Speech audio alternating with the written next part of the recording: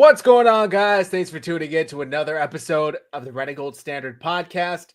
My name is Zach Hernandez, and as always, I am joined by my co-hosts Matt Llewellyn and Mike Andrews of Nothing But Niners. We got a great show planned for you guys this evening, tonight, wherever you're tuning in from. Maybe it's this morning where you're at. We got free agency to deal with, arrivals, departures, breaking news right before we go live. It's going to be a great show. Before I toss it over to the guys, if you're watching on X, make sure you hit like and share the post. If you're watching on YouTube, make sure you hit like and subscribe to both channels, Nothing But Niners and 49ers Hive. We really appreciate your support. Now that I got that out of the way, Matt, how you doing this evening? Oh, man, I'm already angry. No, I'm just kidding. Hey, I'm doing good, man. It's been an interesting couple of days. I know everybody's kind of fallen out from what's going on in free agency, what's not going on in free agency, but this is the meat and potatoes of the offseason. Once the tampering period starts, carries us right through the draft.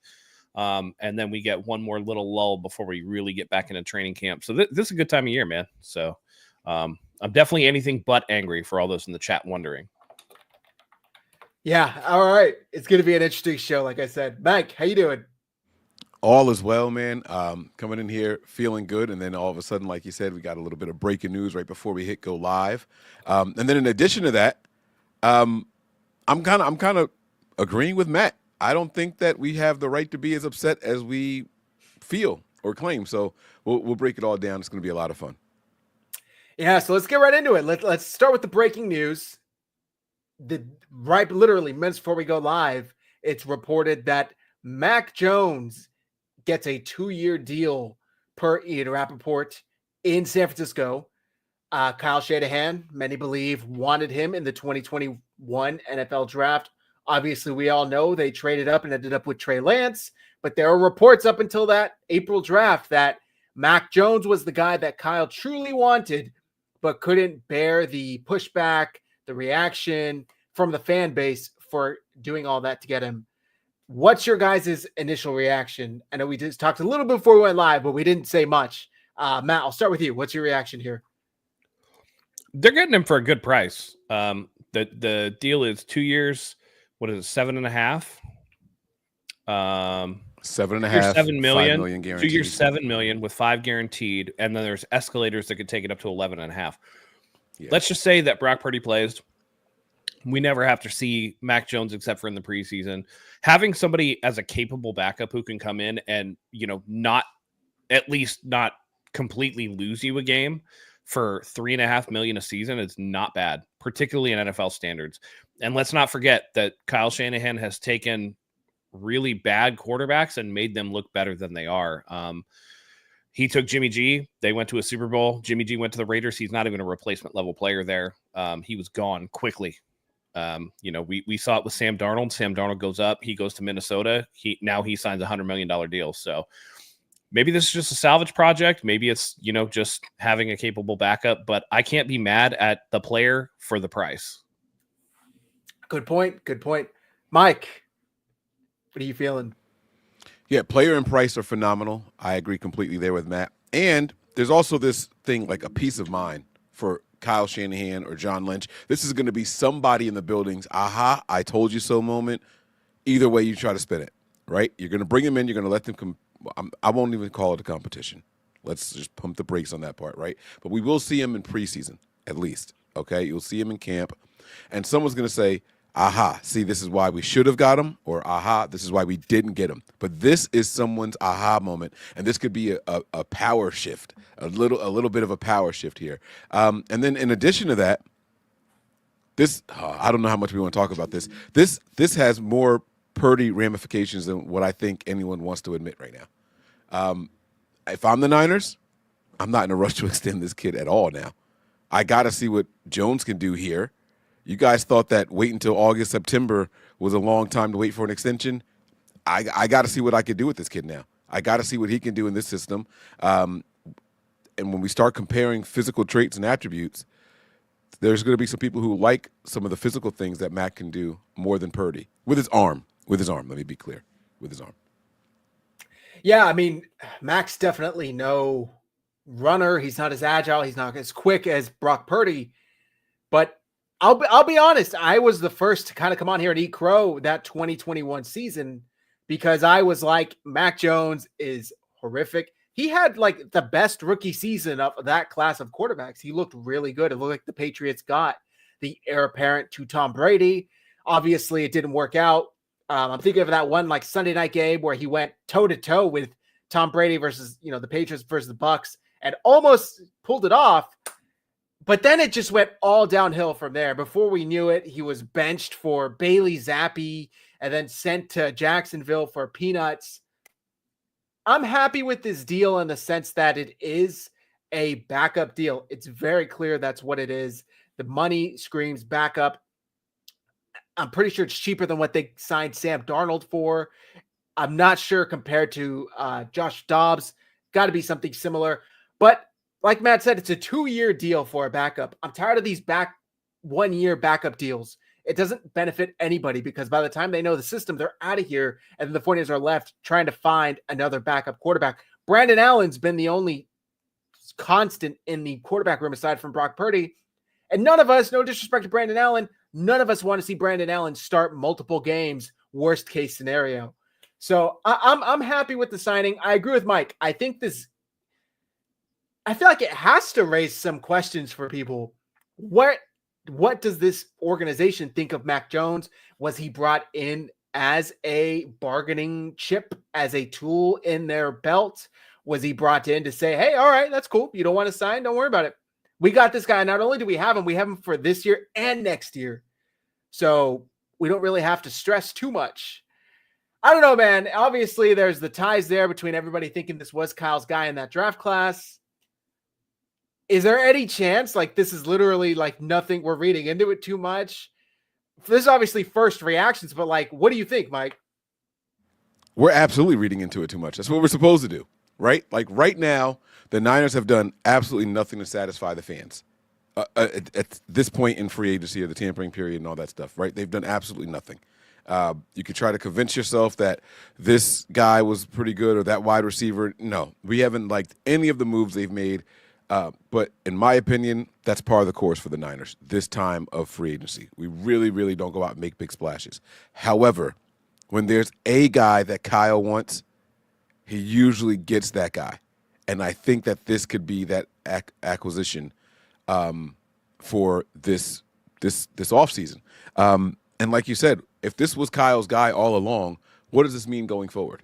So this is going to be a lot of fun, man. I can't wait to break this down with you guys. Pockets the Cheesecake. Thanks for adding context. He said Dobbs had 1 year, $2.25 million, fully guaranteed, $750K with incentives. By the way, the incentives kind of make you scratch your head because Kyle did play Allen over him in Green Bay when Dobbs very clearly should have been the choice. Matt, I know you gave your initial reaction, but do you think this has deeper impact on the organization, the depth chart, moving forward, contracts? No, I don't. I think it's just a cheap veteran signing that you can get. Mac Jones' best season, his rookie season, is equivalent to Purdy's worst season that we saw last year.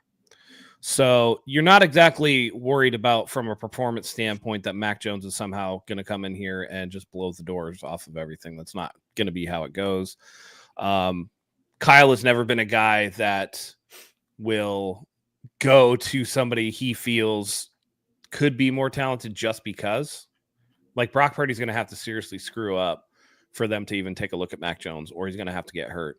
Remember that in Brock Purdy's rookie season, Shanahan went to York and said, I think our third stringer is our best quarterback. And Brock Purdy didn't play until both QBs in front of him got hurt. So if history is any indication, and we've seen it with guys that we don't even like that much, Kyle will just, we go like, why doesn't he play this guy? This guy is better. Why does he play him? It's loyal. It's a loyalty thing with Kyle. So Kyle is loyal to his guys. This is just a cheap veteran signing. And as I said, Brock Purdy's worst season was pretty much equivalent to Mac Jones' best season. So I wouldn't expect anything crazy. I do like the fact that it's a 2-year deal, though. We've cycled through backup quarterbacks the last couple of seasons, and I think that some continuity will actually be good. If anything, I think that even the perception of a competition will spur Brock Purdy. If anything you see out of him, he's very competitive. So if he feels like, or if he feels there's noise like, hey man, Mac Jones could take your job, maybe that lights a little extra fire under him. He's a uber competitive kid, so it could work out for the best. Yeah. All right. Mike, anything else on this? No, I love that Matt said that. I think that was the biggest issue with Purdy last year. There was no one behind him that he was worried about. I don't care what anybody says. There was no one that we were like, oh, man, we got to bench this kid because this, like there was no one there. Absolutely no one, right? I think his best year was when he surprised us all as a rookie, and the following season still trying to hold those guys off, right? It was like, all right, I got to make sure I'm on my stuff. And so you got Jimmy Garoppolo behind you, Trey Lance behind you. You started after both of those guys when you were here. You have some motivation. You got somebody pushing you. I think that let me speak for myself. I was the most disappointed with Purdy this past season. And it's not that he had a terrible season or anything like that. It just wasn't to what I wanted to see. I started feeling like some of the interceptions were predictable again. Like it's kind of like, we're getting into dangerous territory here with this kid. Like this third year jinx with these quarterbacks in the system here, right? And so it started slipping back into that. But there was no one behind him to push him. There was no one to make him look over his shoulder just a little bit, make him make better decisions during live action moment. So I think this is definitely going to help. Yeah, that's a good point. It's someone who's similar age. They're not signing a guy who's 4 or 5 years older than Brock Purdy to where he doesn't have to worry about grandpa taking his spot. It's like, no, this guy's like pretty similar. I think a year older than him, or I don't know about older, but at least 1 year more of experience in the NFL. I like it. I like the signing. I think it's a competent backup. It's somebody, like Matt said, Brock Purdy's rookie season, technically we needed 5 quarterbacks because he ended up getting hurt in the championship game. And then Josh Johnson ended up getting hurt after that. So we ran out of quarterbacks. Like we were saying this all last season. You literally cannot have enough good quarterbacks. There aren't 32 starting quarterbacks, so there definitely aren't 32 backup quarterbacks. So we'll see. I'm happy with the signing. I think it'll bolster the unit for the Niners. Is there anything else you guys want to talk about Mac Jones, or can we move on to the other free agent signings? He's taller. How much taller? Put that out there. Only 2 inches, but he's taller. And those batted passes at the line of scrimmage, those helmet balls at the line of scrimmage, I hate them. Just want to put that out there. To be fair, Josh Allen was one of the most batted passes down at the line of scrimmage in the NFL, and he's like 6'5". So I don't know that makes a huge difference in the pocket. It's just, I think a lot of it's circumstance. Yeah. This comment cracks me up from Humaro Thomas. Y'all crazy if you don't see the 49ers trying to bully Purdy into signing contract. I wish somebody would bully into giving me $45 million a year. That's the report. Rossini came out and refuted it. I know Mike thinks Rossini's shit, but it came out. She said that wasn't true. Completely refuted it. What is the going rate for a starting quarterback right now? She said the same thing that I said, though. I said that would be an insult of an offer. I don't think that Brock Purdy signing a contract for $40 million, $45 million. He's got to get at least 50. At least 50. That's the market if you're going to tell me I'm your franchise guy. It's not a debate. And so I agree with her. I don't like all of her takes. I don't like her as soon as someone gets signed in one place. I heard that he was supposed to be going over there, but it didn't happen. Like, as soon as it happens. Like, why didn't you say any of this before? I hate that part of what she does, but that was a good take by her. There's no way the Niners called Purdy and his agent said, yeah, here we go, $40 million, 45. Now, I will say that Purdy's probably going to get more than 50 for sure. But since we were last on, Josh Allen signed an extension that pays him 55 AAV. Purdy's not going to get more than that. And so now you're going to work on guarantees. Purdy's agent can't realistically go to the 49ers and say, give us more than Josh Allen. Like, I'd laugh them right out of the room. I'd be like, no, we're just going to play you on your rookie deal and then franchise you twice. And then we'll figure out where the market is. Not only that, 55 a year, and you're going to try to claim that like you're at the Josh Allen level when clearly you're not there. Josh Allen's like a top 3 quarterback in the NFL. As much as I like Brock Purdy, he's not that. So, right. Mahomes, I don't know if we got the details, but restructured his deal with the Chiefs as well, clearing up a bunch of cap space. But I'm sure that just has to do with how they allocate the funds. Doesn't have to actually do with what he's getting paid per year. We got a super chat here from our guy, Master Chef Jay. What's good, Mike and everyone? Back in the place. Need some offensive line help. Yeah, we'll get into that, but I don't think it's coming at 11 anymore, if I'm being honest. Not after this week. Well, I think this is the perfect segue into what's been going on this week. So let's talk about it. And thanks again, Master Chef, for the super chat. Yes, sir. So let's get into these signings. We'll start with the signings, and then we'll go to the departures. Man, that legal tampering period hit, and it was like the 49ers were asleep at the wheel. There was absolutely no news going on. Yeah. As far as let's be real, there was lots of illegal tampering with how quick those deals were coming out. For sure. You know what I mean? Like, yeah. So they were announcing, I think it was, I don't know, what was it, noon Eastern or something like that, 9 a.m. Pacific, and they were announcing shit at like 9 a.m. and 1 second Pacific time. Like, they were throwing shit out. So there was definitely some behind the scenes stuff. I'm trying to see who the first free agent that we signed was for the Niners? Yeah. Luke Farrell. Farrell. Thank you very much. Tight end. Backup tight end from Jacksonville Jaguars, got a 2-year, like roughly $20 million contract with the 49ers. And this was like the end of the day yesterday, towards the end of the, opening legal tampering period or whatever. And it was a very underwhelming signing, but about an hour later, someone left that made it make a little more sense, in my opinion. Go ahead, Matt. And I just want to point out, for the sake of conversation, we're talking about, the Mac Jones, maybe pushes Brock Purdy thing. Think about this for a second.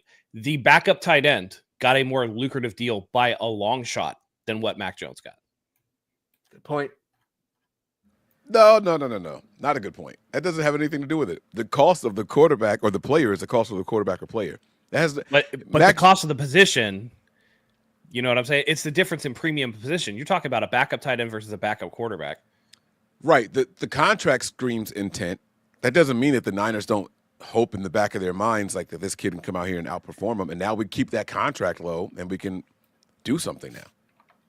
I'm not disagreeing with what you said in premise. I'm just saying that when you pay a backup tight end twice as much as you're paying your backup quarterback, that doesn't exactly bode well for what you think about the backup quarterback. You're just signing the guy because he's cheap. Yes. Like, you might, in the back of your head, Kyle Shanahan might be like, I'm really curious about this. You know what I mean? But at the same time, the expectations should be commensurate with the contract, is what I'm saying. All right. I like it. You know what I mean? Like, I like it. They're not signing guys that are grossly outperforming their contract. Otherwise, they get a better offer somewhere else. So Luke Farrell, 2 years, $20 million roughly. That was the first contract to come down the pike for the 49ers. And then after that, gosh, I just had it up and I accidentally closed it out. I know Jason Pinnock was announced late yesterday. Trey Brown was announced. That was today. Demarcus Robinson was announced, the wide receiver from the Rams, who, by the way, has never missed the playoffs in his career. So if that tracks, Niners are back in it. Don't forget Trey Tomlinson the day before legal tampering, but that was only because he was released by the Rams.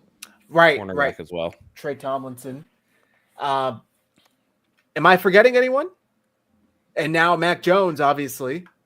I mean, I feel like the whole situation is forgettable, right?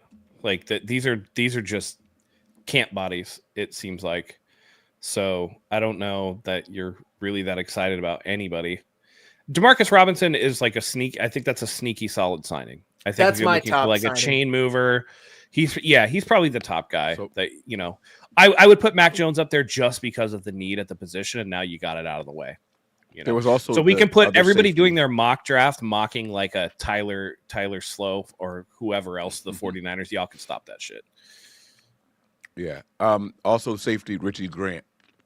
Thank you. Richie Grant. There we go, from the Falcons. Special team. And a rumored meeting coming up on Thursday tomorrow with Juan Thornhill of the Cleveland Browns. Juan Thornhill. Yep. And did you say Luke Gifford, also the linebacker? I don't know if you said Luke Gifford. Oh, I did not. From which team? Gifford came from, was it the Colts? Was it the Colts? I thought it was the Titans. Or Titans. It's one of those. I think he was a division, special teams ace for the Titans, and then before Yeah. that, he was with I want to say maybe Seattle. So in order, it was Luke Farrell, Richie Grant, Luke Gifford, Jason Pinnock, Demarcus Robinson, and then you mentioned the rest of them today. So I'm most excited about Demarcus Robinson. The 49ers, if you guys go back to week 3, Demarcus Robinson was like single-handedly keeping ate us up, man. Rams in that game. Him and Matt Stafford were just eating the 49ers defense and ultimately won them that game. I think he could be, dare I say, I don't want to say his replacement, but eat the snaps that Debo is eating, but actually he succeeds against man coverage. He's a bigger target. It's like a similar receiver, in my opinion, to Juwan Jennings. It's like the 49ers kind of have two Juwan Jennings out there. I think Demarcus Robinson is a little faster and a little slimmer, but he's still that big frame, big receiver that has a ton of experience. I mean, he was with the Chiefs for a bit, with the Rams. He's made the playoffs every year. That's the signing I'm most excited about. Mike, which one are you? If any, you could say none. Yeah, no. I hate to be like that guy, but none of these signings, other than Mac Jones, really do I care about. Mac Jones is going to be the only one so far. I was more interested in like them extending Kevin Givens. You know what I mean? Like that. With those announcements were a little more important to me than the others. I will say, the Luke Gifford one should pay dividends on special teams. I did like that move. It's exciting. Absolutely not. But they signed of the 6 people that we've have 7 that we've had come in through free agency. I would say 3 of them are special teams contributors. So that shows that they really do value, at least to me, it shows that they actually value this third phase of the game now. And Brent is coming in here with a little bit of swag, like, hey, I need some help in this department here, so you guys got to get me somebody. Yeah, I think that we weren't expecting a ton, right? It's not like previous free agency classes where the 49ers had a ton of money and all of it to play with. Like, I think we all knew at most they'd get like one big signing, maybe a released guy like a Devontae Adams, a Joey Bosa, and the rest would be day 2, day 3, and onward free agents. I'm more surprised at the reaction to who they have signed so far. Matt, which of these, and you might have said, forgive me if you already did say, which was your favorite, if any of them moved the needle at all? I know you mentioned Robinson a bit, but but every player that they've signed comes with a caveat, right? Like Mac Jones, he's been a starter. We've seen it. It hasn't been the most successful thing in the world. Demarcus Robinson's starting to age, and I would, while he does separate and he'll be like a chain mover, he's not like a yak guy. He's not going to get you a ton of yak yardage. He'll contest at the point of the catch, but he's not going to get you yak. Can I add another caveat? Yeah. He just had a DUI in January, so he's like that subject to suspension. Wait, was it January or November? I keep hearing conflicting. I was told January, but all right, I'll Google it. Maybe either way, we'll see. Yeah, this is not anything that I'm super excited about. If anything, this makes me more excited for the draft because that's where they're going to have to replenish the stock. And I'm also more interested not only in the reaction to November, but the players that they've lost. That's more interesting to me. Who they've signed, it's a bunch of like replacement level players. It doesn't really matter. Yeah. They're all depth camp body type people. Nothing that's going to really move the needle that much at all. It's nice to get the backup quarterback in there. It's nice to get somebody who could be like a possession type receiver and who's like a veteran in this league. But we'll see. We'll see with that. Yeah. And it was November, Mike. Good point. It happened in November, but the NFL posted the article about it in January, and that's where the confusion came from. So let's get into their. Oh, I still have the Mac Jones ticker going across my bed. Let's get into their departures. So this, I think, shocked a lot of people. Maybe us, not so much. We had this show last week, and we talked about expecting most of these guys to be elsewhere. Hufanga got a 3-year deal, $45 million with Denver. Dre Greenlaw, I know the one that hurt the most, also a 3-year deal, $35 million with Denver. Aaron Banks, shockingly, 4-year, $77 million deal with Green Bay. Jalen Moore, also kind of shockingly, 2-year, $30 million deal with Kansas City. Collins got a 2-year deal, $20 million with the Cleveland Browns. Javon Hargrave, 2-year, $30 million deal with the Vikings. Leonard Floyd, 1-year, $10 million deal with the Falcons. Charvarius Ward, 3-year, $60 million deal with the Colts.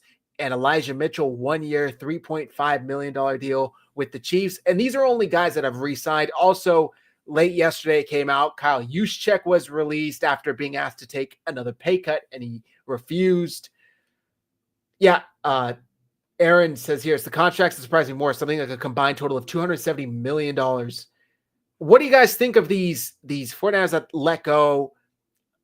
I think we can all agree Greenlaw might be the most shocking, but are you guys like equally as outraged and shocked as a lot of the NFL media fan bases are? Mike? No.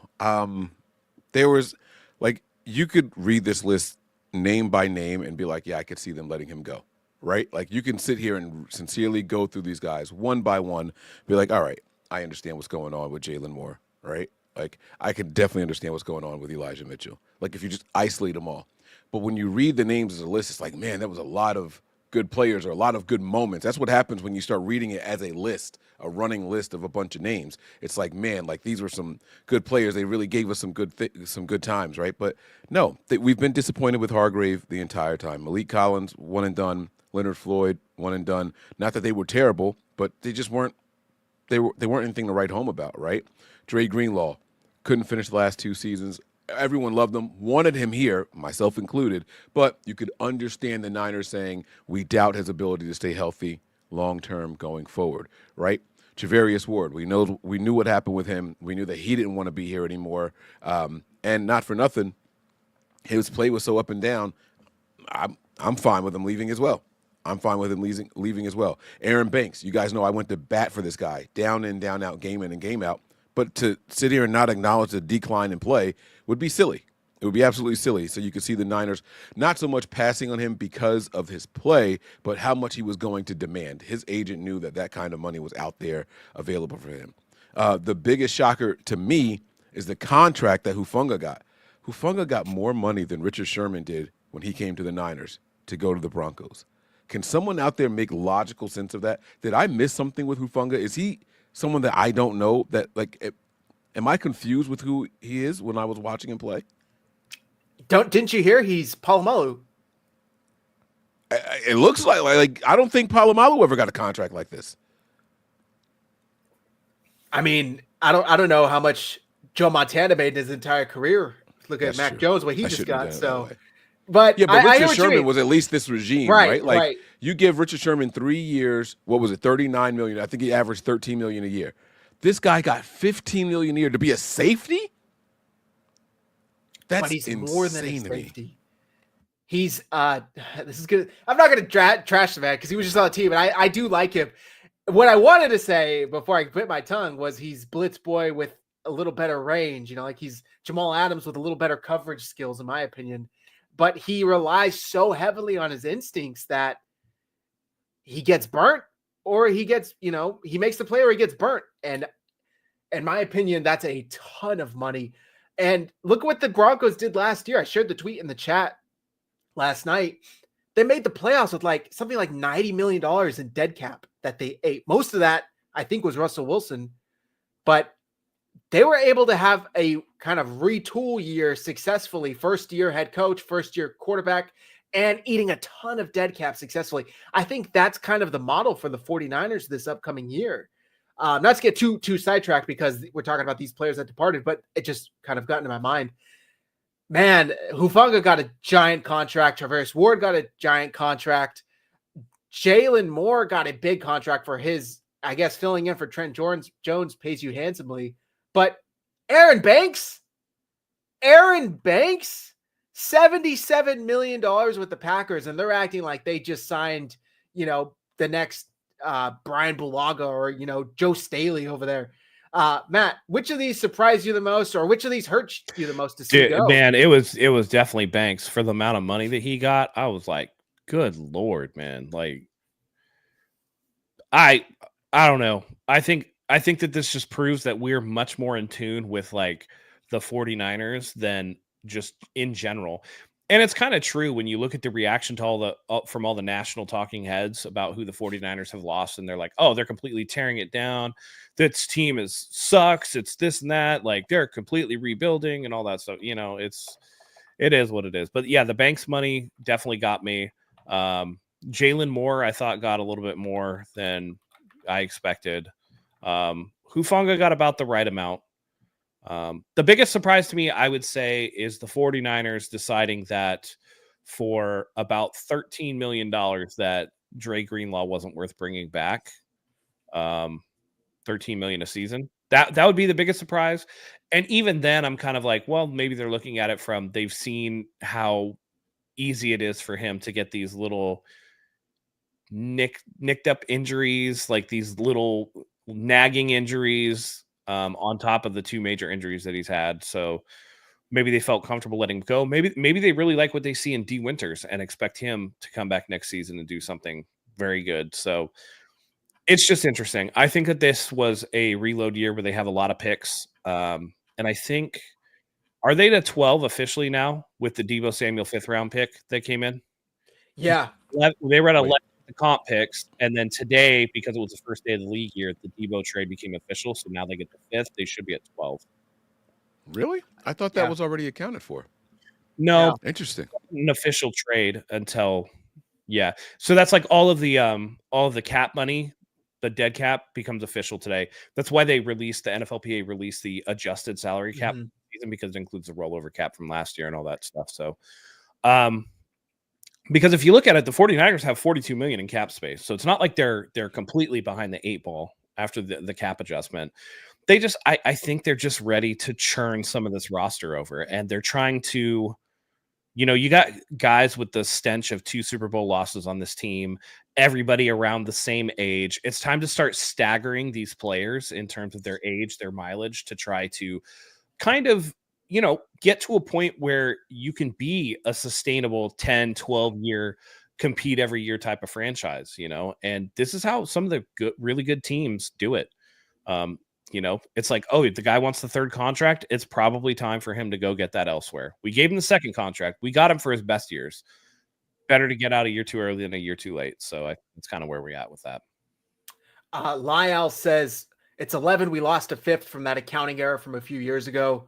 So that is correct. The 49ers docked the 49ers a 5th round pick. We also got screwed in a comp pick for Sam Darnold. Should have been a 4th round pick, but they said that the signing, I forget which signing, Leonard Floyd equaled it out, and they pushed it to a 7th round pick, which was complete BS for the level of play the Vikings got out of Sam Darnold this year, literal MVP finalist. But sure, we'll just go fuck ourselves, I guess.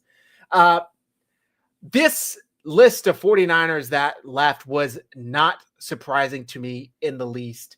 I was a little surprised they released Leonard Floyd, because that just kind of seemed like a fuck it kind of move. Like, we'll just save the money and we'll figure out his replacement in the draft.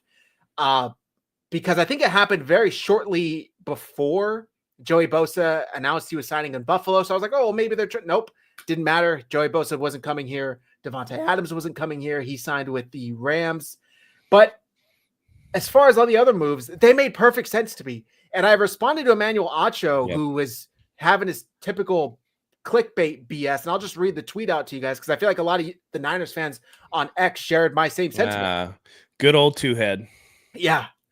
Too much joy on his end. I tweeted. What did he say? Well, he has this video here. Here, let me play the video. After Pierce all last year in the 1st round. What are the Niners doing? What? I'm in here minding my business, and they decided to completely rebuild the roster just on a whim. I get it. You trade Deebo, fine. You drafted Pierce all last year in the 1st round. But I'm confused. Because now we got rid of Juice. We got rid of Banks. We got rid of Ward. We got rid of Greenlaw. We got rid of Hufanga. Who we going to sign? You want Fred Warner to tackle and catch and play fullback? What we doing, Shanahan? What we doing, Lynch? I'm confused. Somebody unconfuse me, because I am confused. Bang, bang. It's not even bang, bang. It's just one bang. It's not even bang. Just Niner gang. So I Is responded that to this. back knee on his chest? I'm sorry. I'm going to shut up.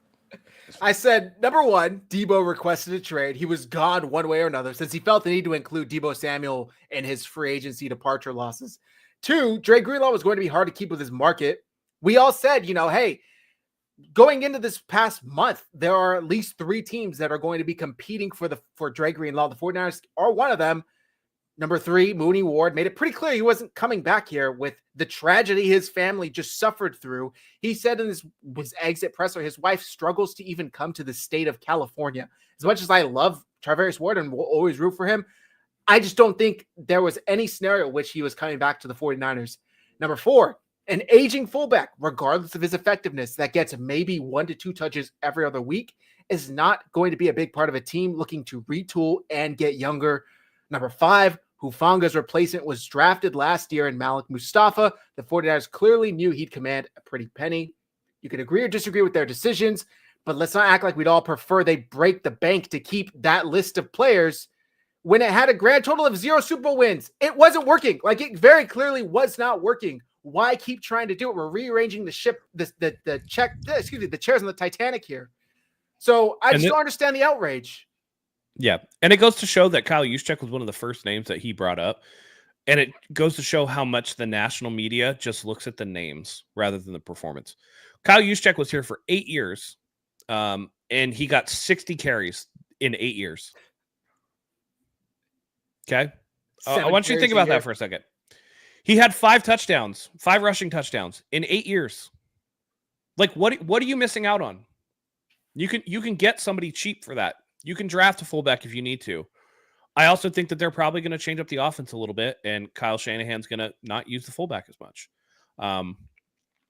It's just interesting, A lot of the players, Dre Greenlaw included, right? Dre Greenlaw, Javon Hargrave, some of the other guys that they got rid of, missed a lot of games or are getting older. Leonard Floyd is 33 years old, and he had a good season, wasn't great, but you also have Robert Saleh coming back in. You want to kind of churn over that defense. Again, Talanoa Hufanga can't stay healthy. Charvarius Ward wasn't coming back either way because of the tragedy with his daughter, right? Like they didn't want to, be here at all, which is fine. They went about as opposite of California as you could go to Indianapolis. So that's kind of where it is. But I don't know let's see what they do have still. How about we do that? Quarterback, Brock Purdy was an MVP candidate 2 years ago. Christian McCaffrey, Offensive Player of the Year 2 years ago. George Kittle, still probably the best tight end in the NFL. You still have Trent Williams. You have Dominic Pooney. So that's 2 out of 5 of your line. That's okay. You draft a first-round guy, Ricky Pearsall. You have Juwan Jennings, who should have been a 1,000-yard receiver last year. You have BA if he can come back and be healthy. That's just the offensive side of the ball. Defense, you got a little more problems, in my opinion. I think they tore the defensive line down to the studs. It's just Nick Bosa and a bunch of nobodies.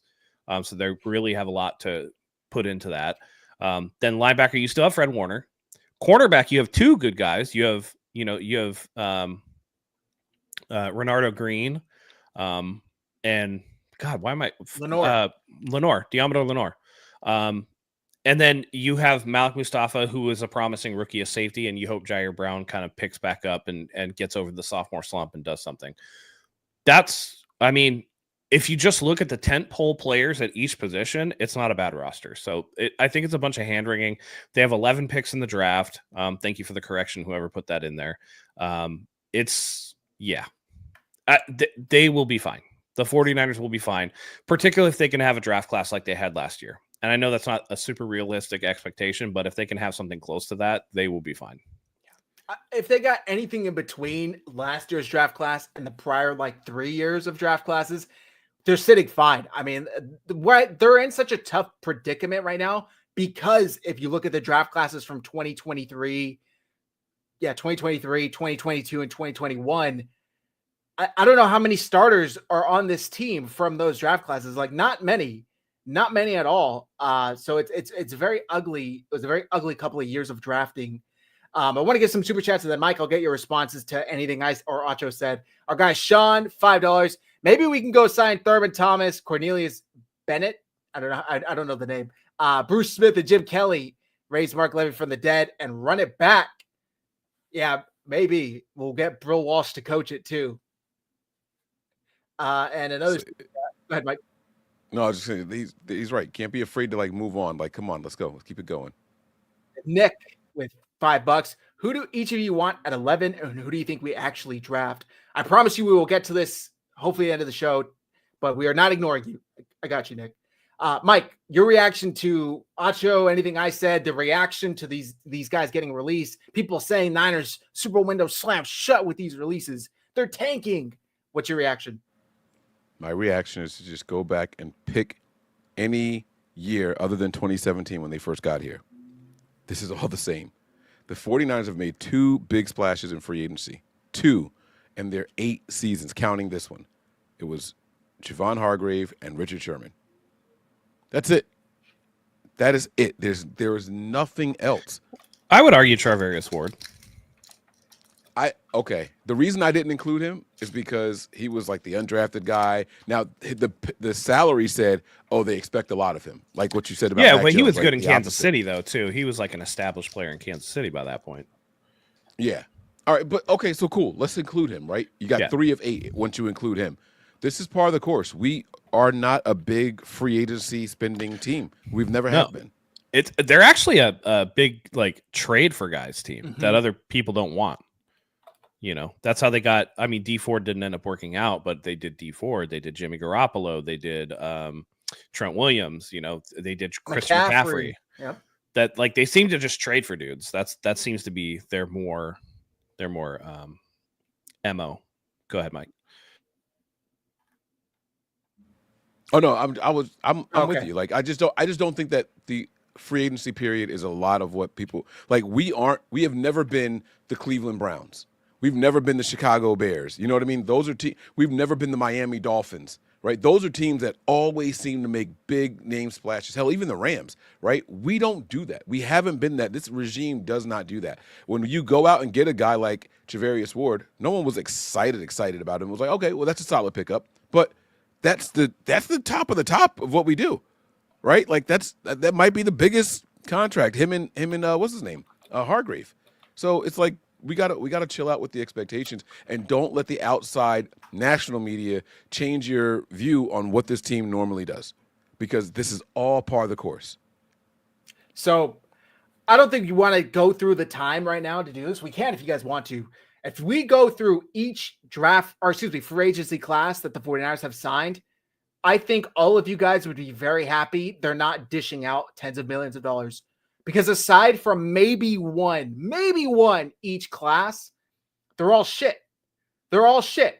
Jerick McKinnon, Dakota Watson, Cassius Marsh, and then you get a Richard Sherman, you know, and then the next year, Tevin Coleman, D Ford, Jordan Matthews. Well, D Ford was a trade. Jason Verrett, and then you get a Quan Alexander who was good until he got hurt.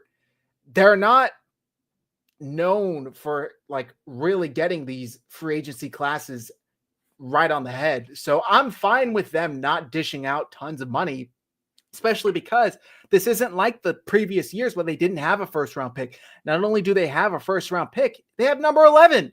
They have number 11 and then 10 more picks after that, 4 of which are in like the top 100 or something like that. So they are poised to get a few good players, and if all bodes well, a few starters. So I'm just telling people, I absolutely know I wanted to see them address the offensive line as well, but let's meet up in like 6 weeks and see who they got. And if they still didn't address it, then I think we can all fairly be upset with this team. But until then, let's just hold our horses because it's premature.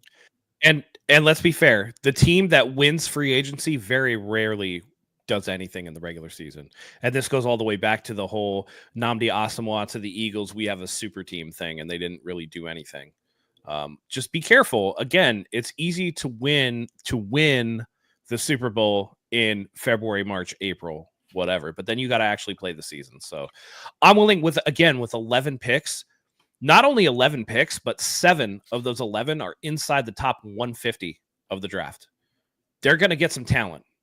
So I think we'll all feel a little bit better after the draft. Definitely.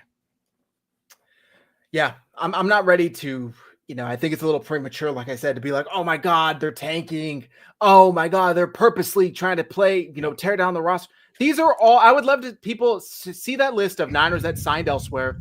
Tell me which of them you would have liked the 49ers to match that contract. Aside from Greenlaw, which of those guys would you have liked the 49ers to give them that money to stay? Right. None. Yeah. None. So, by the way, and I love Banks and still no. Yeah, no. Hell no. I will say this though. I did get a little jealous watching what Chicago did with the interior of their offensive line. I sat there and I was like, oh man. I don't think the trades that they made were super overpriced. Again, you got Thuney last year of his contract. You want to see like what that looks like, but they completely revamped the interior of that line. And I was like, man, if only, because I was really I wanted them to sign. I wanted the 49ers to sign Dahlman, but I mean, I guess at 14 is what he got, was a little rich. So he got good money. It was weird. There was so much movement too. Yeah. DK Metcalf in Pittsburgh, like crazy stuff. Yeah. And I think that we all, well, not we all, because I think we the three of us are aware of it, and I think a lot of our viewers are aware of it too. But from the outside, the people like the non-49er fans, not the non-faithful, the national media, I think they're forgetting that this core is still together. This core is still very much intact. So I wouldn't just panic yet. And what happens is when you start saying, okay, they're going to also trade Brandon Ayuk, which I still would not believe. Like I would literally have to see it for me to believe that anyone is trading and trying to acquire him right now. So, but we'll see what happens.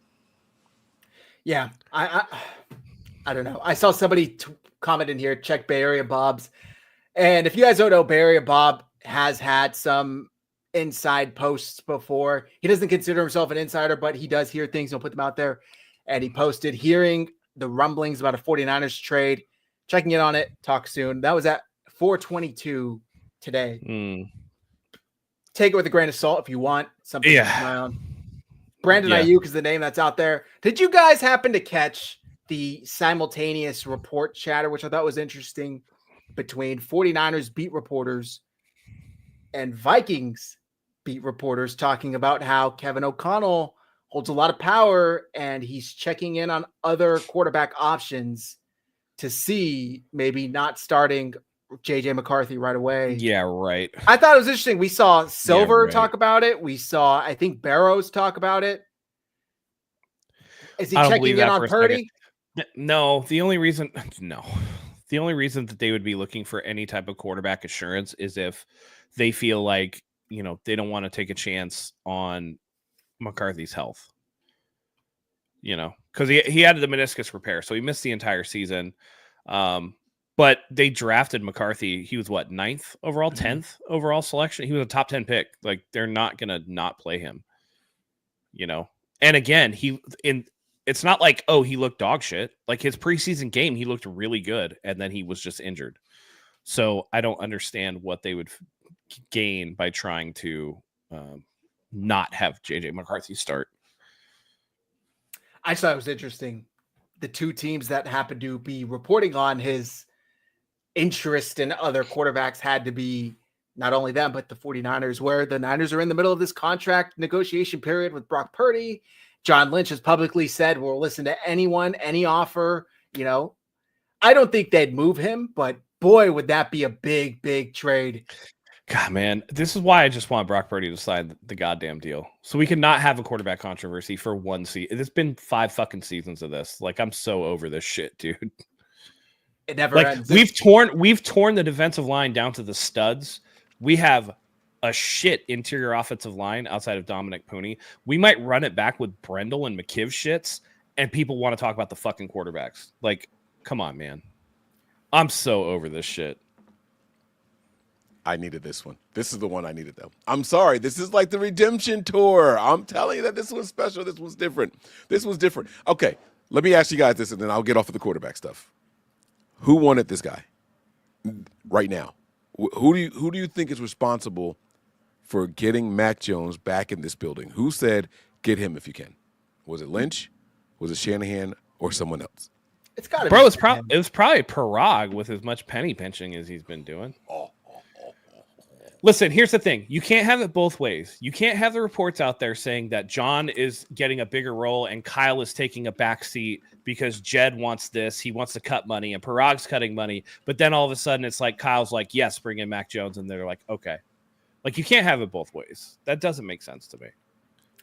I think it's possible they saw the writing on the wall and knew they needed a backup. Maybe asked Kyle for his input.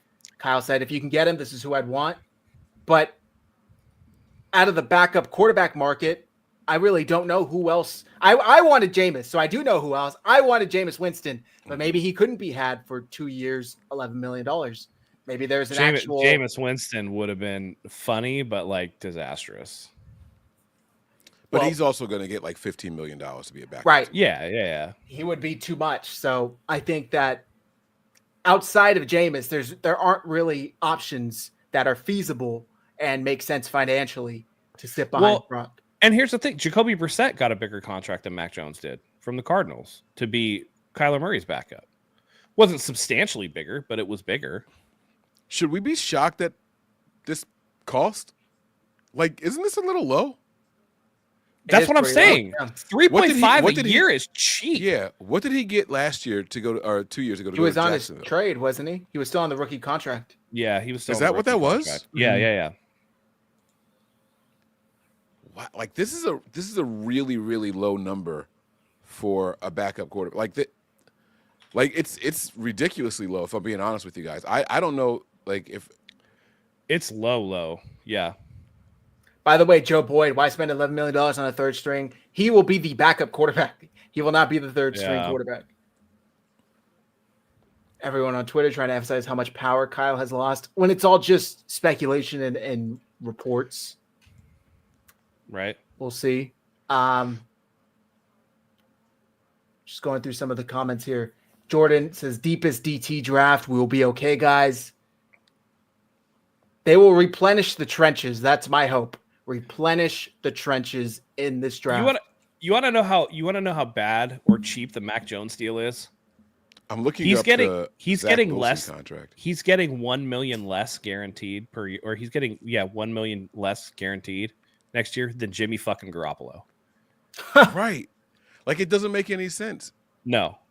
Dirt cheap. He probably took a discount to try to come play with Kyle to get the same rehab treatment that Sam Darnold got. That's actually let me show Right. a couple things in preseason. Maybe if somebody gets hurt, I could come and look good in a couple of games like Sam Darnold did, and then all of a sudden I get a $10 million deal. Then I get $33 million for 3 years. That's you know what I mean?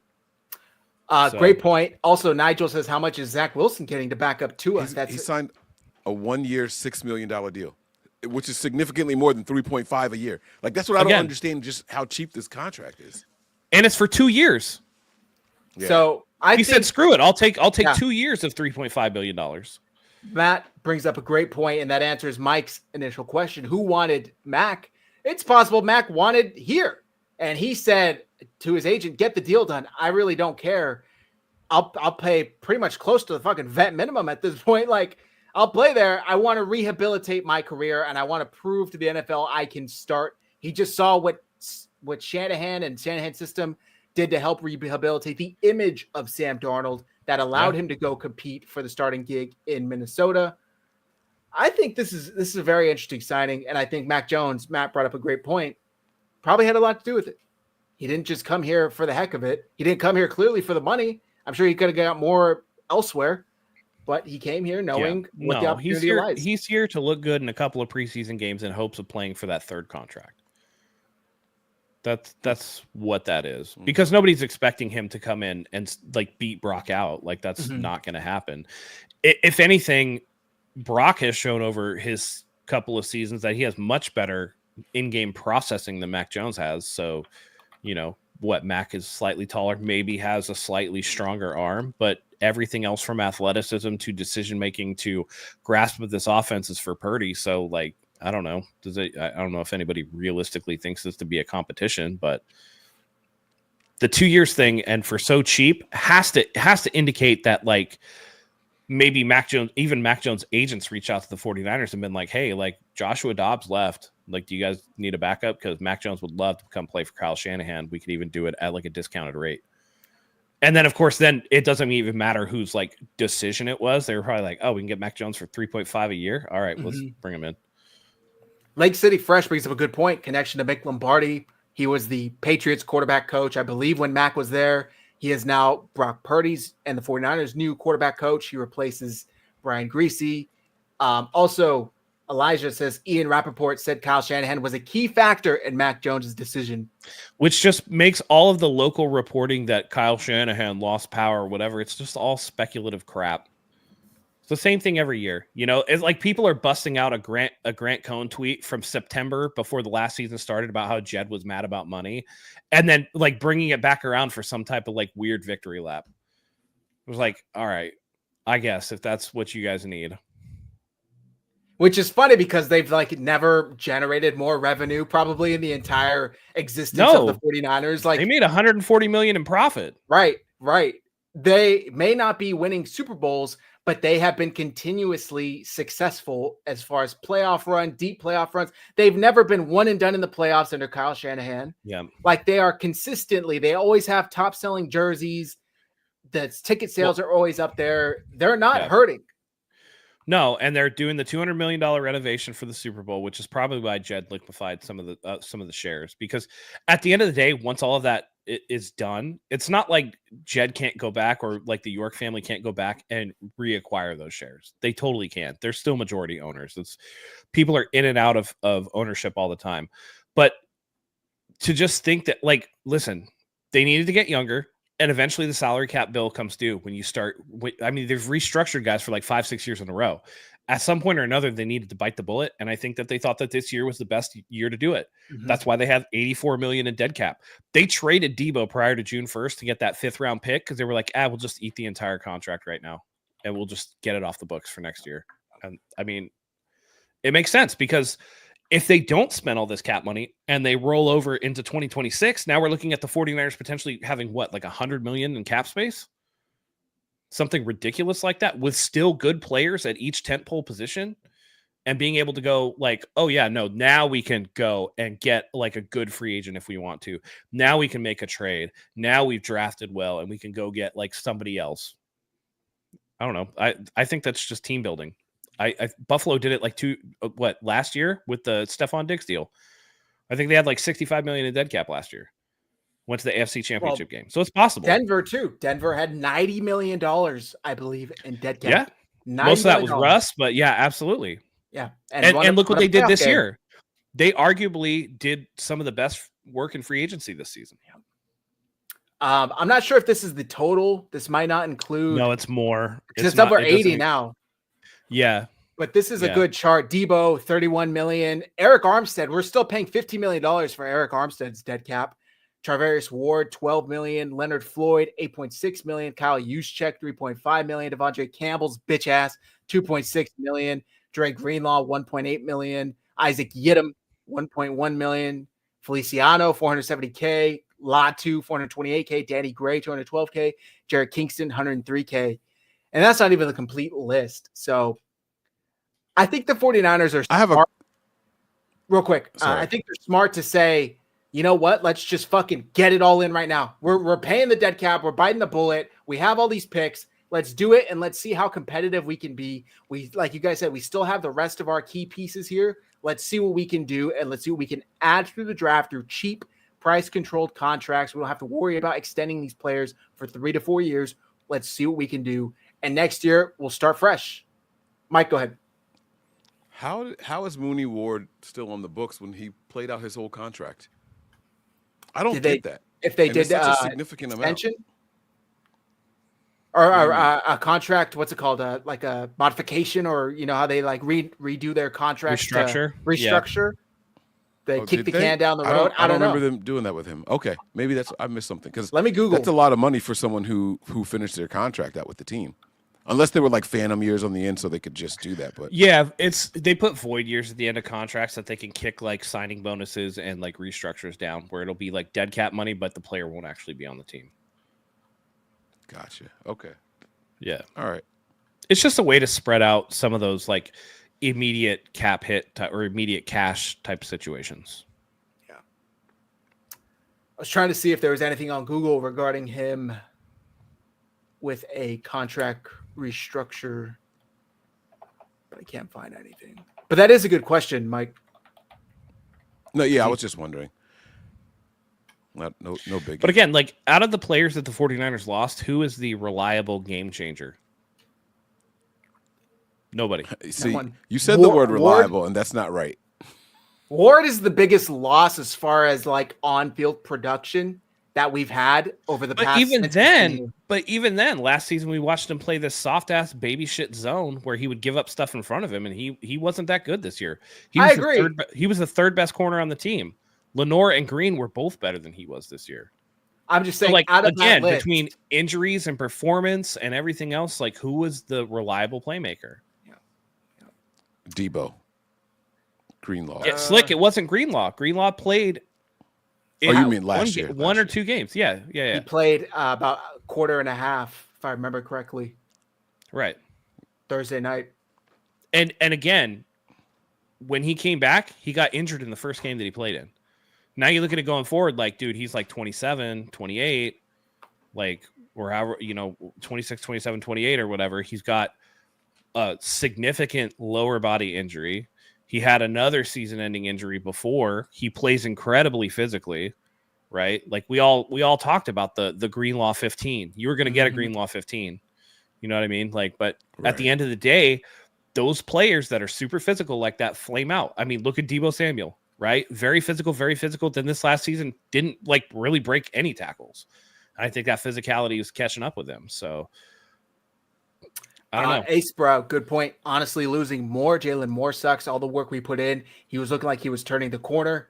But for what did he get? 15 million a year, two years for 30 million with Kansas City. Yeah. That's starter money. And I don't know if the 49ers saw. I don't know why he ever was. They definitely didn't see him as a starter if they were still starting McKivitz on the right side. That's what I was just gonna say. Why did they start McKivitz over him? It didn't make any sense. But clearly they didn't. Maybe he can't play right tackle. Yeah. Maybe he is a left. I mean, Kansas City paid him to be a left tackle. Yep.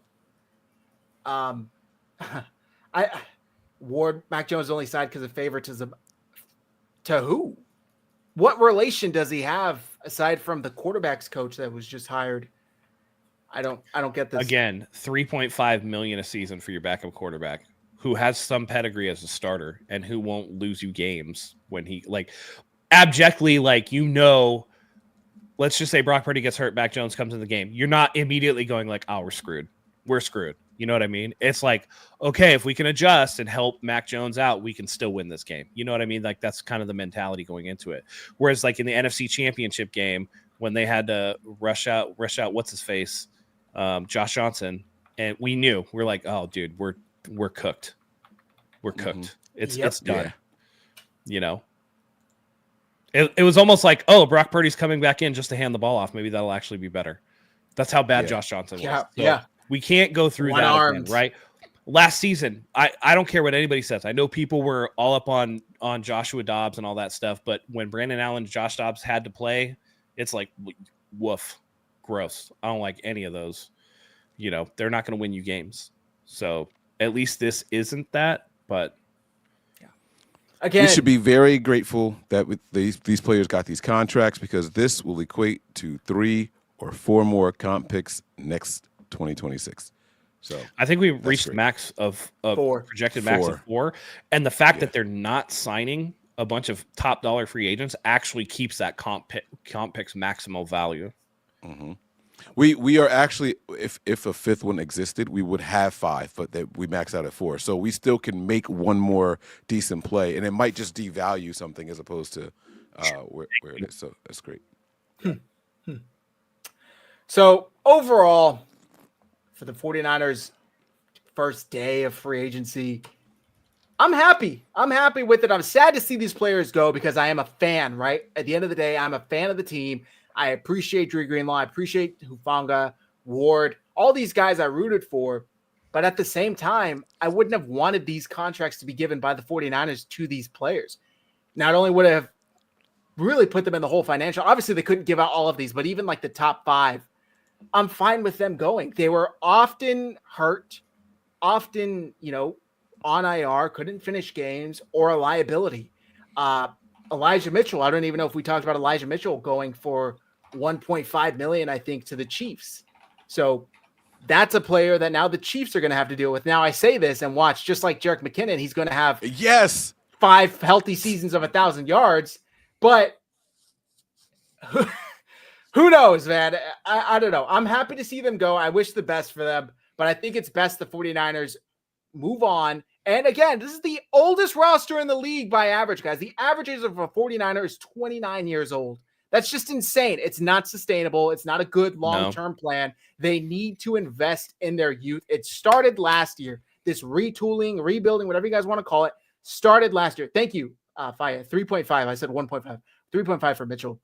I think the 49ers can build on a great draft last year, build on adding some solid special teamers, maybe one starter here or there in free agency this year, and adding at least a handful of contributors or starters in this upcoming draft next month. And they're looking great. Look at how quickly a team can go from worst to first. On top of that, they have an easy schedule. What should be an easy schedule, yeah. What should be an easy schedule based off of last year. Correct. Good point. Yeah. I'm happy. I think they handled things well. They're biting the bullet, getting over all these older injured players, thanking them for their time. Yeah. Moving on. I'm interested. I wouldn't say I'm necessarily happy. I mean, I've always said I'm for the shield on the front, the logo on the front, rather than the name on the back. I thought that there were some guys, particularly on the interior offensive line, that could have been had for a decent price that they didn't go and get. I felt like they sat on their hands a little bit. I'm not upset that they didn't sign Joey Bosa. I'm not upset that they didn't overextend for some of these other guys. I know people are sitting here going like, they should get Von Miller. Like, if Von Miller's like $1 million, sure. But, like, again, who was the impact guy? As soon as Max Crosby and Myles Garrett signed new contracts with their teams and were off the market, there really wasn't anybody else out there. There's potentially, I mean, I guess Hendrickson is still available for trade. There's that. So if they're going to look into that, that's fine. Dahlman was a little bit expensive, but then there was somebody like Ryan Kelly was out there that got $9 million a season. That could have been, somebody that they could have got. I know I liked Will Freeze, but like he got like $20 million a year, so they weren't going to get him. But everybody else out there, from Jonathan Allen to whatever else, was a flawed player. Like, this is a weak free agent class. This is not a strong free agent class to go out there and try to get some game changer. I thought that everybody pretty much overextended because that's, you got money to spend and you want to field. Again, that's why somebody like Banks gets $19.5 million a year. That's why $15 million a year for some Jalen Moore, who's been a career backup, $15 million a year for Talanoa Hufanga, who's been injured the last 2 seasons. So there's a interesting tweet that just came out from Tom Pelissero. The 49ers made an offer for Mac Jones last year before the Patriots traded him to Jacksonville.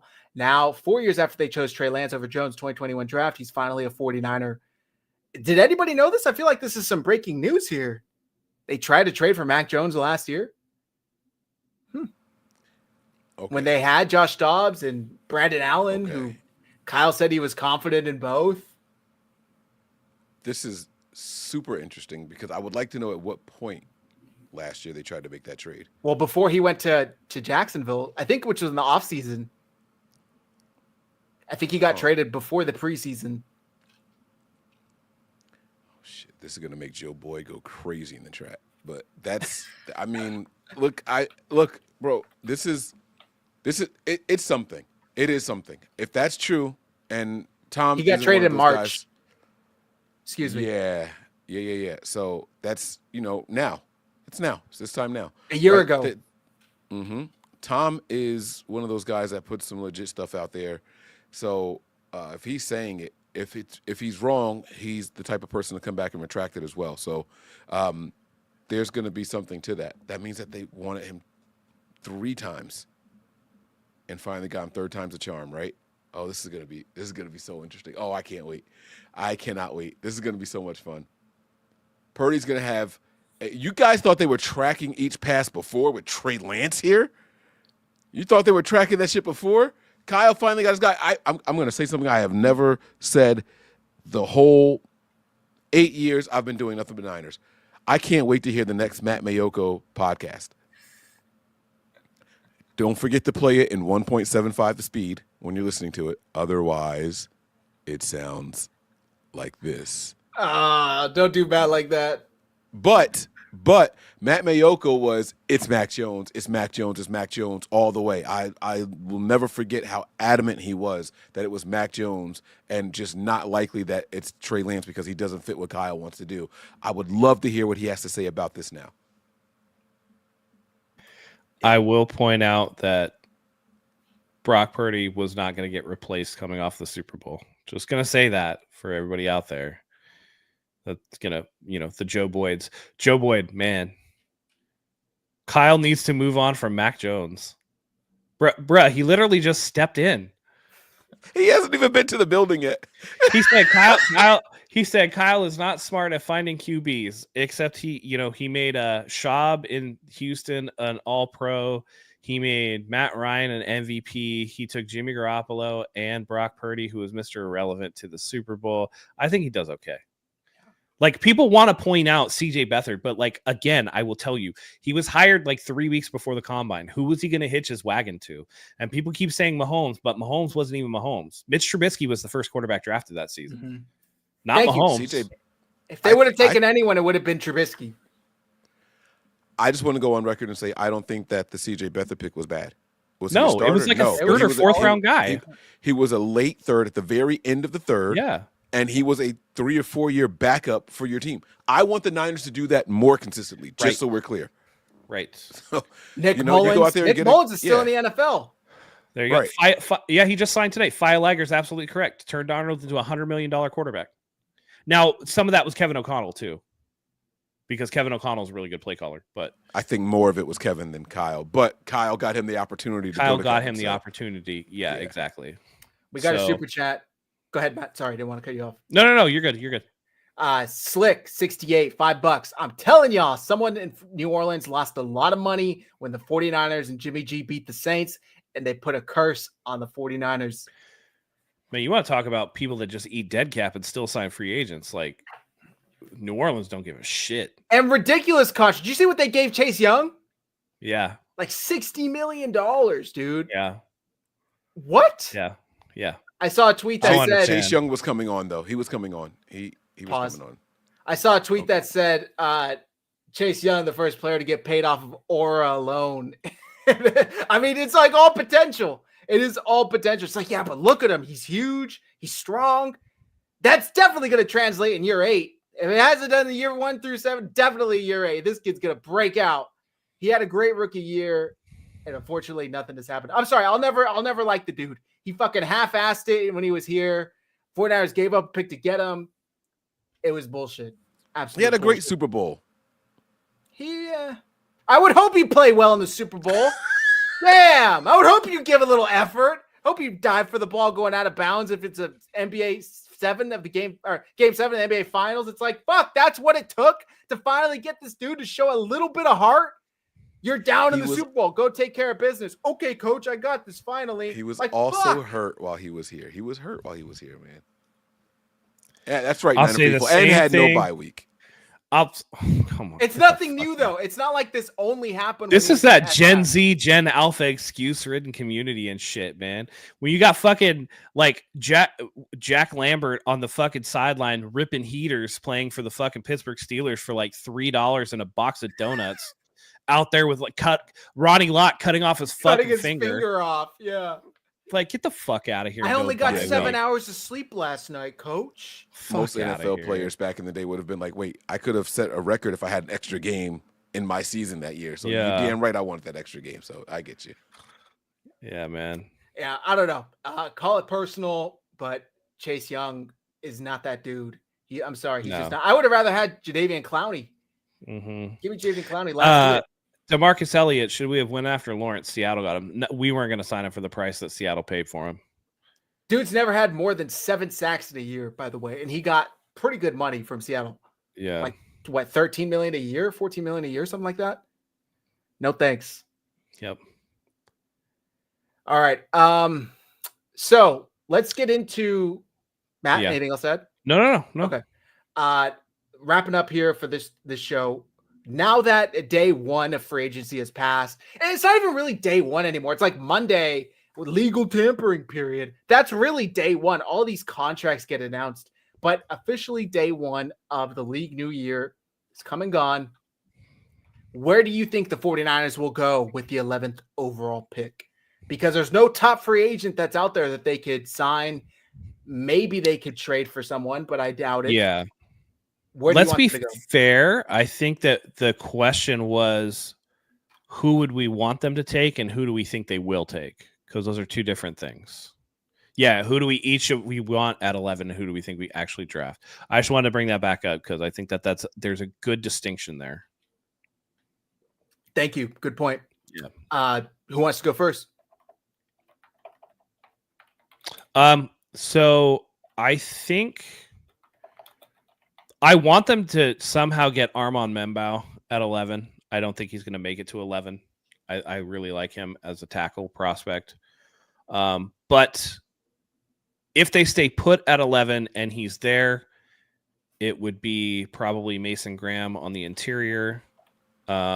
Or because I feel like this is a weak edge class after Abdul Carter, I feel like they could do like a trade back and get, somebody like a Michael Williams if they feel like they want that from Georgia, or somebody separate. I just don't want them to draft Shamar Stewart, who is going to be Jadeveon Clowney 0.5, the Temu version. So he's a workout warrior, had no fucking production in college. Stay away from that guy. But I think that I think they're going to go defensive tackle just because, or defensive line just because they tore it down. It went from a position group that was potentially stronger than the offensive line to one that's significantly weaker because you got Bosa and replacement level players, and that's literally it. Mm-hmm. I agree. Mike. Yeah, I would like to see them do something exciting, right? I would like to see them do something exciting, if I'm being honest with you guys. Like, maybe go after, like, a Tyler Warren, right? Like, go out there and get the top tight end. Like, wow, you're going to take a tight end at 11. That's not something that the Niners would normally do. Maybe a wide receiver. But I doubt that they're going to go out there if T-Mac is still on the board. I can honestly see them playing it safe and getting a 10-year plus starter and like a Tyler Booker, the guard from Alabama. An interior offensive lineman. It's not something that they're going to want to. It's not the sexy pick. He's not being mocked to us because no one's mocking guards to the Niners at 11. But if he's the best one in the draft, you get him, and you got a guy for the next 2 contracts at least. All right, damn. For me, Matt. Oh, I was just going to say, to that end, I mean, there's a lot of speculation that Will Campbell is going to kick inside because of his shorter arms, and that potentially could cause him to fall. And if you think that he would be better at guard than tackle, then Will Campbell could be an 100%. Opportunity to pick up. For the sake of being different, I think who I would want them to get, if not Mason Graham, I'm totally on a DT, Mason Graham, Walter Nolan. I still think they go Will Johnson.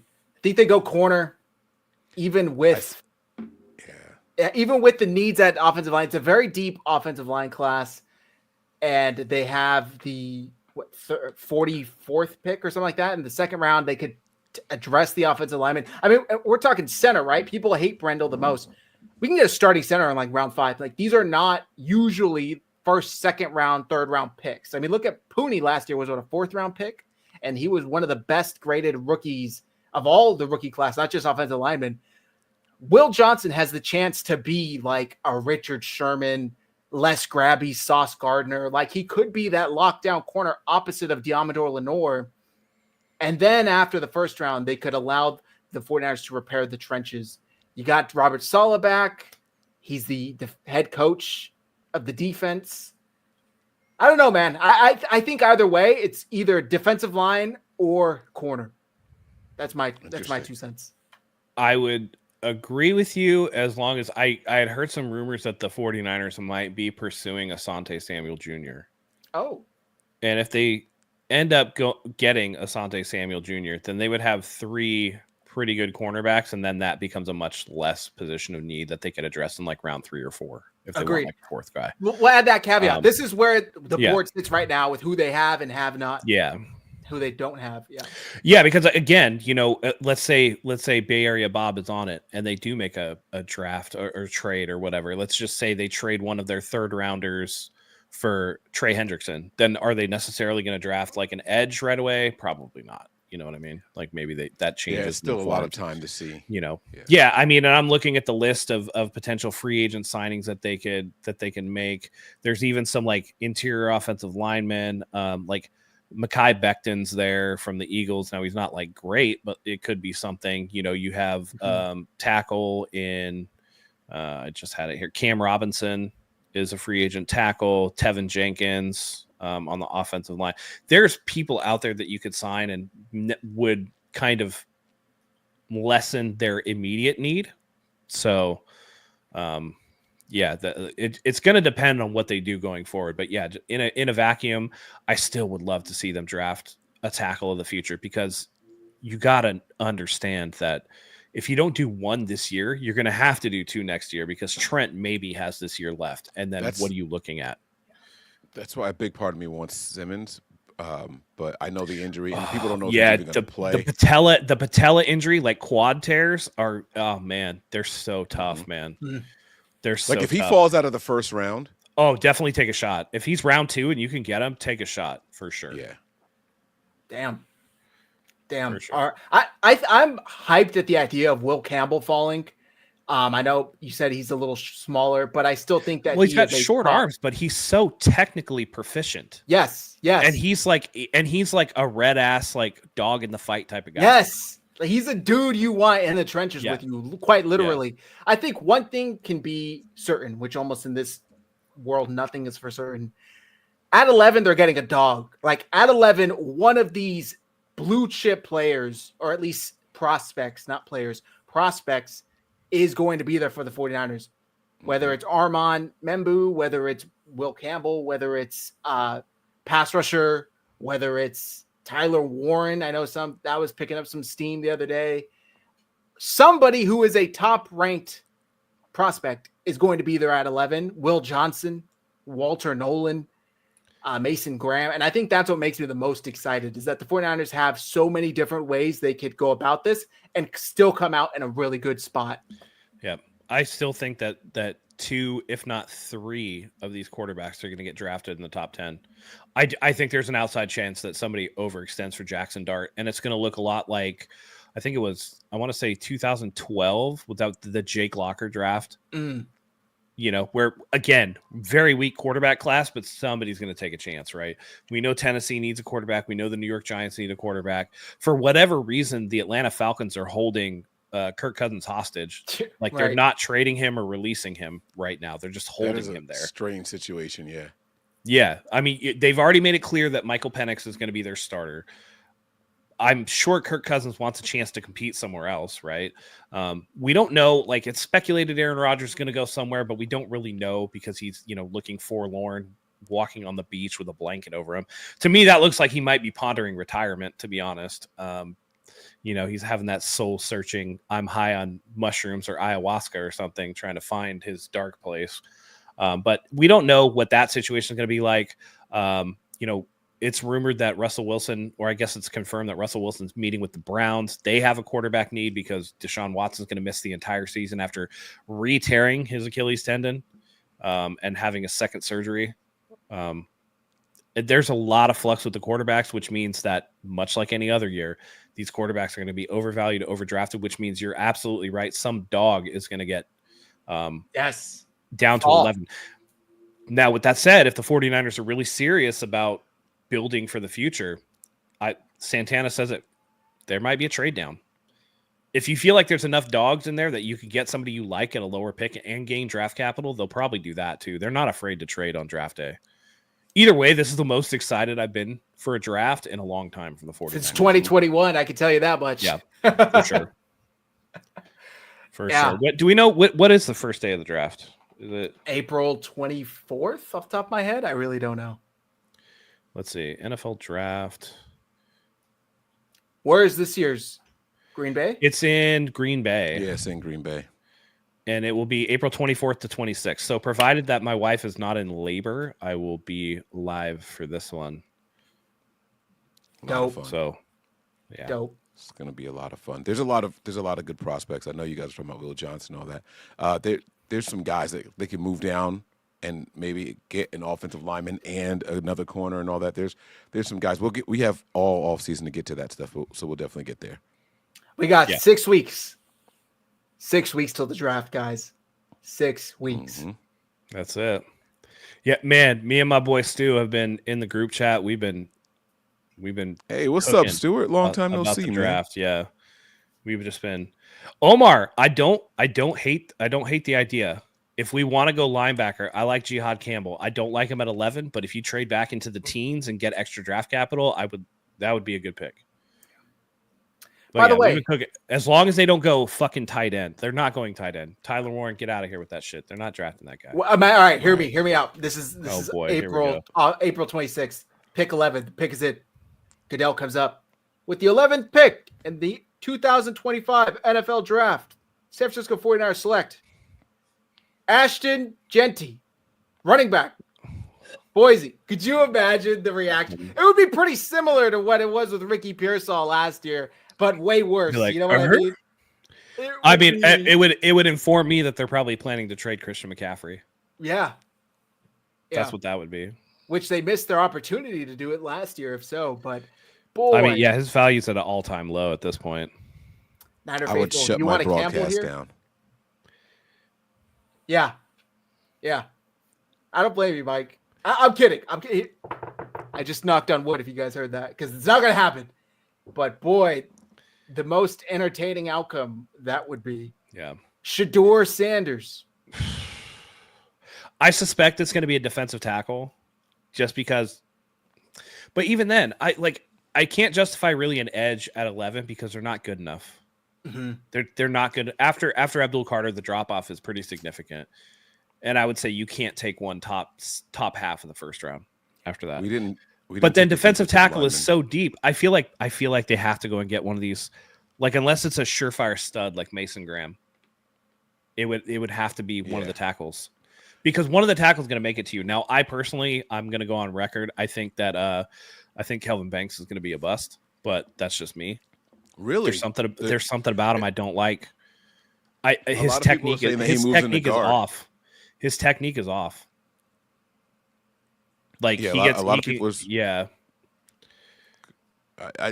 going to be interesting. I like what you said with Azariah. I think he's going to be. I mean, I'm sorry. I'm thinking about the corner that I like. Mimbu. I like what you were saying about him. No, he's nice. He's going to be like the day one guy. A lot of people are still saying that Kelvin Banks might be a guard though, and I don't know. I wouldn't move him inside the guard.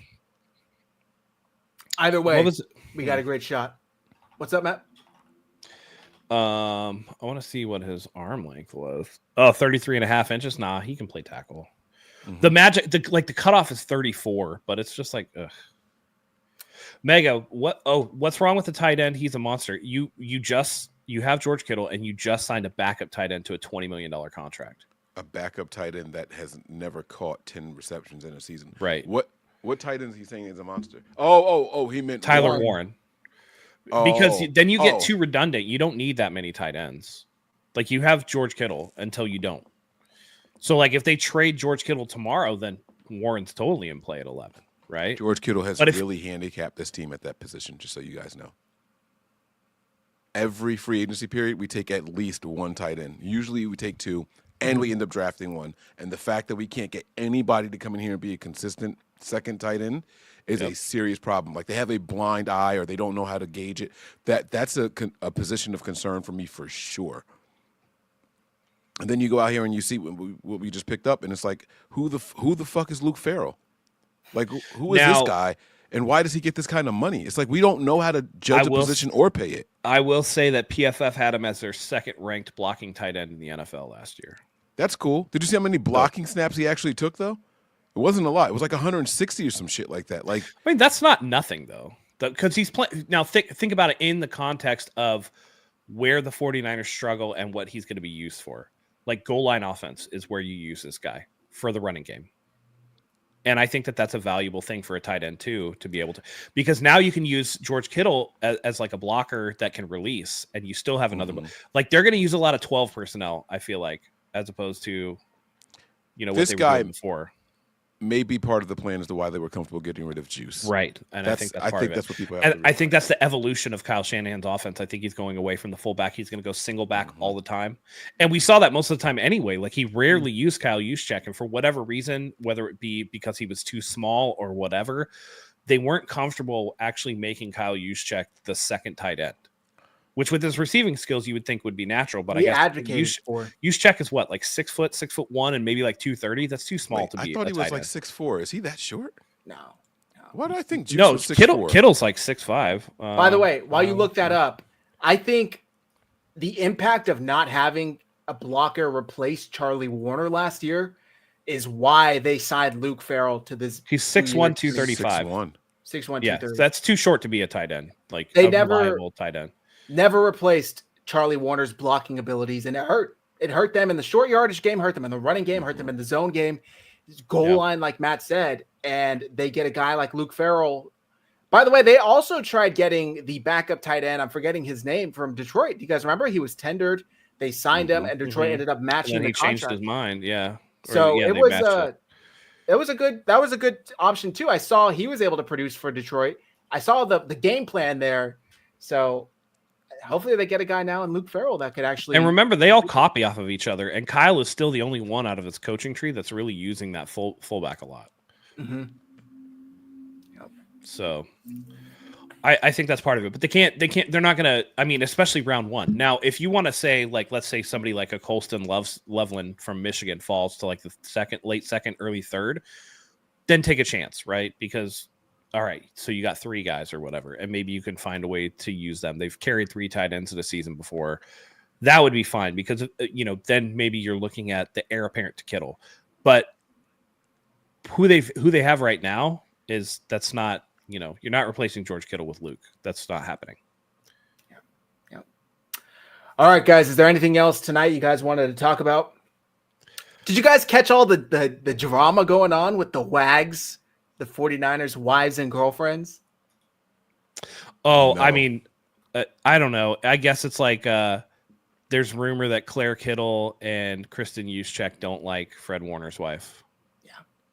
So Where yesterday, did this come from? Whatever. let me see if I could find it, and then we'll wrap up. She here. did something about pouring out Diet Coke or some shit. She was posting to her stories, and it was a wine glass and pouring a Diet Coke into it, and the caption was, "And the day just keeps getting better and better." And it was like minutes after Juszczyk was released.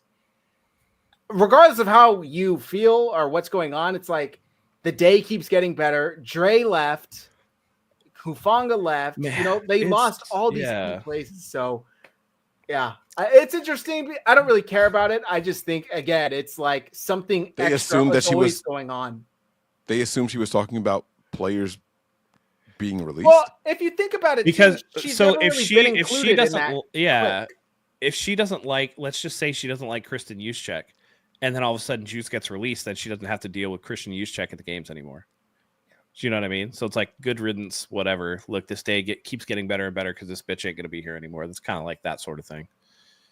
But like, damn, dude, whether it's Brandon Ayuk's lady last year or like whoever else, it's just like, man, I'm tired of hearing about the girlfriends, man. Either make Yeah. a TLC show about this shit, or like get it the fuck off my newsfeed. You know what I mean? Like, You know what? Did you this find it or reminds me no? of? Oh, I Oh, have. Yeah. Here. I can't find the exactly because it was on her stories, but somebody did a TikTok on it. So you're gonna hear this random lady talk about it. I'm all for it. That's funny. I really hope that Sydney Warner isn't trying to celebrate that certain people are leaving the 49ers. She posted this saying, and the day just keeps getting better. Celebratory Diet Coke. This is very niche, I guess, but if you're a 49ers fan who follows the Wags as well, you know that she does not hang out with Claire Kittle or Kristen Juszczyk. This was posted 18 hours ago, and it was posted on the NFL's account 20 hours ago that he was getting released. I don't think I'm the first person to notice this. I think that a lot of people know that they don't hang out together. But Claire and Kristen have been like I don't want to say top wags in the 49ers team, but they've been there the longest. I like Sydney Warner. Okay, you could turn this off. So, Yeah. you know what it reminded me of? Reminded me of saying man.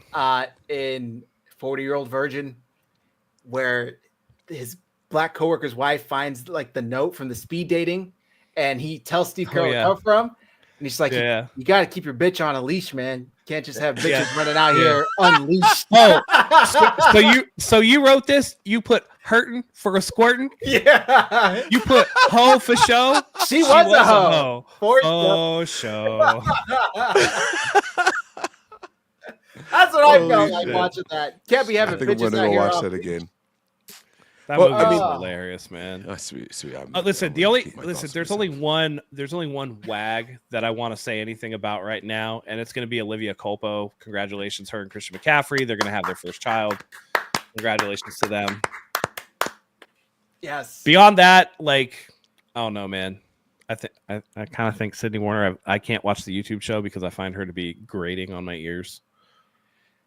So they follow It's us, just- and I've been supportive of their show, but I'm almost. Oh, I mean, they're amazed. great. They're fucking great. I'm I almost love them both. amazed. They don't watch the show; they just follow our account. Oh, okay. But I'm amazed at how little of football she knows. I was watching her show, and she's like, like basic questions, like what's it called when you run into the end zone, and I'm like, oh, Yeah. like, Well, but then you watch Receiver, and Claire Kittle is like one of the most likable people on that fucking show. right.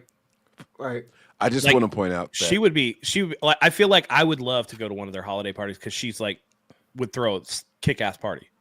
Kittle You know what I and Juice are on the offensive side of the ball. Just want to Yep. put that out there. Yeah. It's possible there's that divide, and you're also go Also ahead, go looking ahead. at the most tenured people on the team as well. Exactly. Those two. Yes, very good. So it's different. You're talking about like, for whatever, it's the hierarchy, right? Like, Mhm. hey, we've been here longer. How long have Sydney and Fred been like together? Probably not nearly as long as Claire and Kristen have 2-3 been. years. Like, right? Yeah. So like, but you're talking about year 9 for and I know that Claire and George have been dating since college.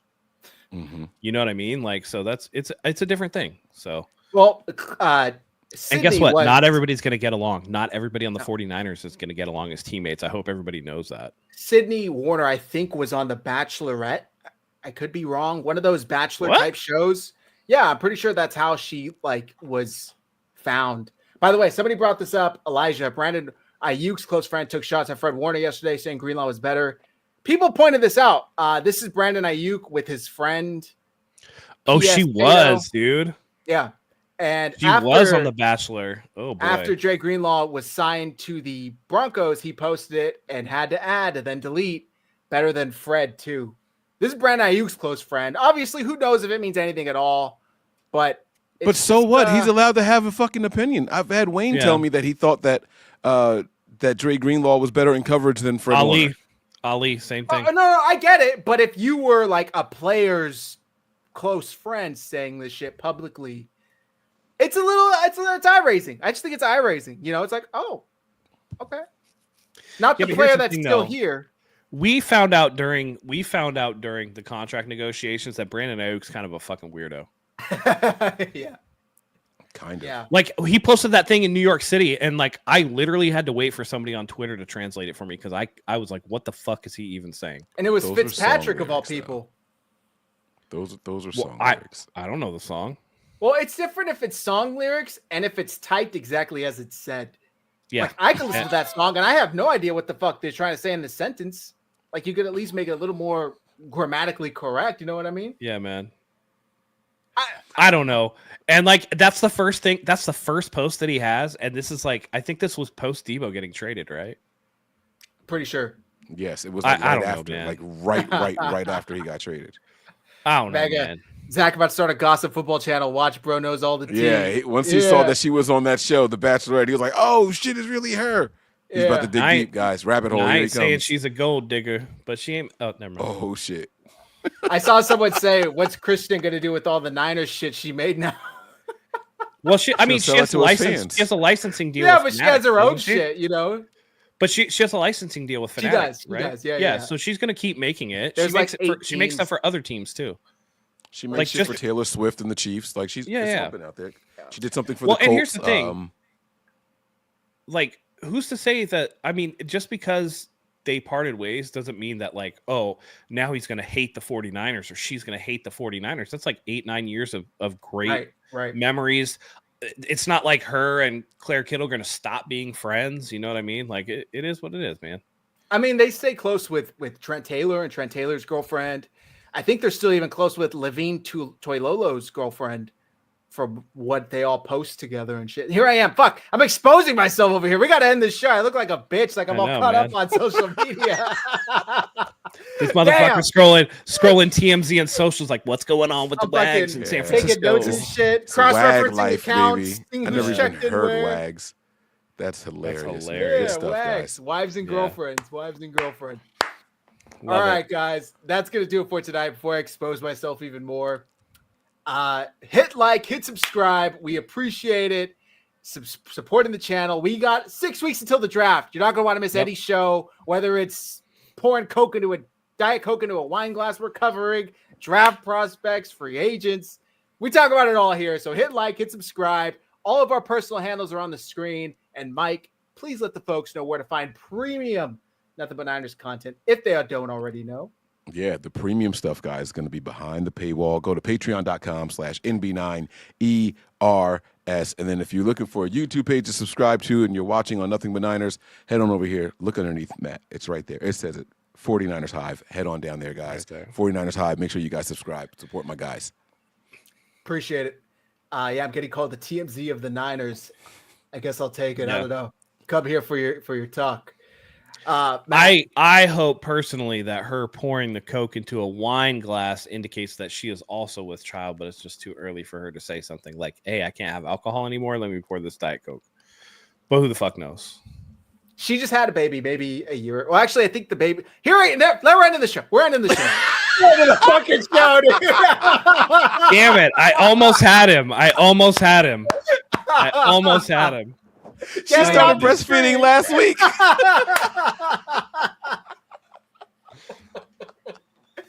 Fuck. All right. So close. Wrap So up. close.